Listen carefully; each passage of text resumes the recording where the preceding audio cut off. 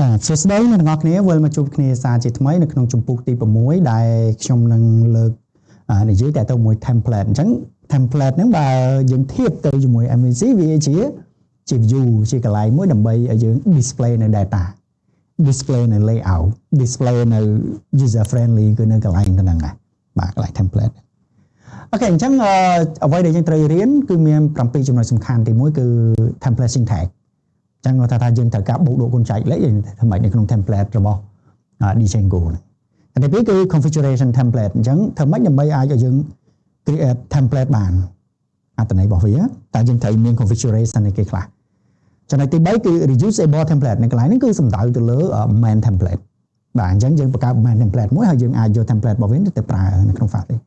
បើនេះគឺ built-in context processor ការ customize ជាមួយនឹង text processor អូខេ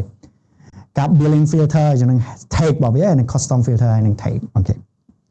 អញ្ចឹងសម្រាប់ learning outcome នៅក្នុងមេរៀននេះទីគឺមាន5ចំណុចសំខាន់ទី1គឺ understand ទៅមួយ Django template syntax ទី2 built-in take នេះគឺសំខាន់ណាថាបើសិនជាយើងត្រូវការប្រើ for loop តែយើង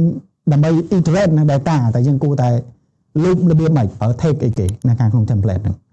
បាទចំណុចទី3គឺ apply create reusable template using inheritance អញ្ចឹងជាទូទៅវាជួយសម្រួលជាមួយនឹងកិច្ចការងាររបស់យើងបើសិនជាយើងអត់បង្កើតនៅ main template ទេអញ្ចឹងអ្នកនរគ្នានឹងត្រូវធ្វើការដដែលហើយពិបាកនៅក្នុងការ modify វានៅពេលដែលយើងត្រូវការផ្លាស់ប្ដូរទៅថ្ងៃក្រោយចំណុចទី